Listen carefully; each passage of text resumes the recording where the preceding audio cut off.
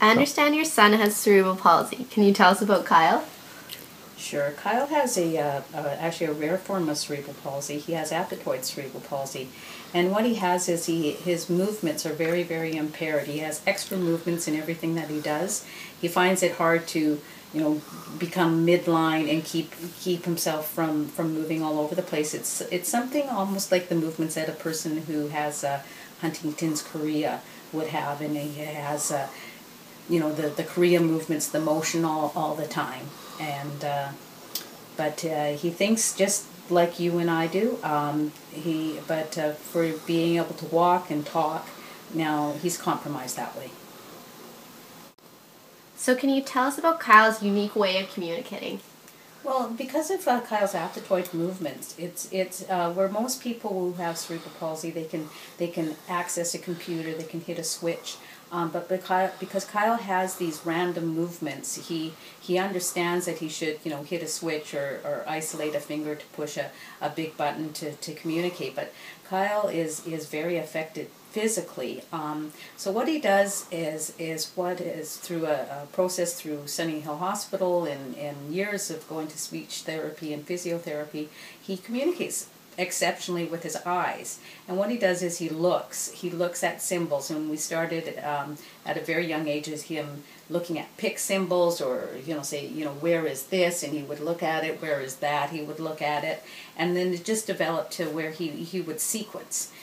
He could sequence with pick symbols, and that's how he communicates. And he also has he actually has a yes hand and a no hand.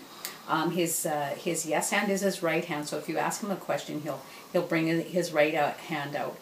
Sometimes no is like no answer at all, but you can ask him, Kyle, would you like to go for a swim today? And yes, that's always a yes. And then what it always ends up being, you ask him, are you sure you want to go for a swim today? And you can usually tell by his sound and his personality, and he'll have a big smile on his face, and then it's a yes for sure. Can you tell us more about Kyle's rehabilitation and speech therapy?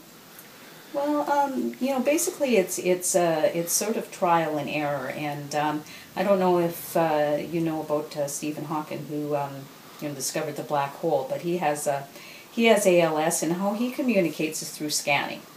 But he has the ability to blow through a computer and be able to scan the entire dictionary and then compress his words into how he wants to write his thesis. Now Kyle does that actually with his eyes, but you have to be able to have the the pick symbol. Now I understand there's a computer, and he tried it once, but it just wasn't very that great for him that day.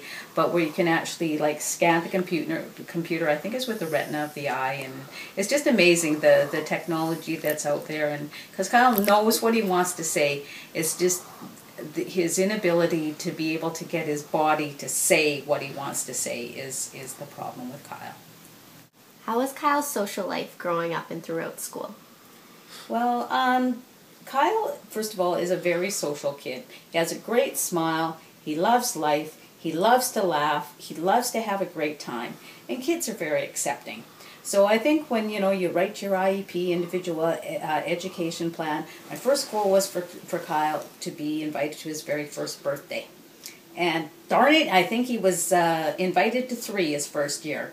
And the kids just love him. They just adore him. But what really made a difference was, rather than just seeing a little guy in a wheelchair that couldn't move, is he had what was called a standing frame, where he would be, up straight. Not only did it help him, his muscles stay strong and erect, but it also made him eye level with his peers. And that was the same with his walker. I don't know if you've ever seen in the Variety Club, they have a star walker where they totally support a young child right up to adult. Has a big broad base and 4 wheels, and anyways, you know, Kyle can like run down the hall in high school after the pretty girls because he totally likes pretty girls. He's very obvious. He's like probably too obvious.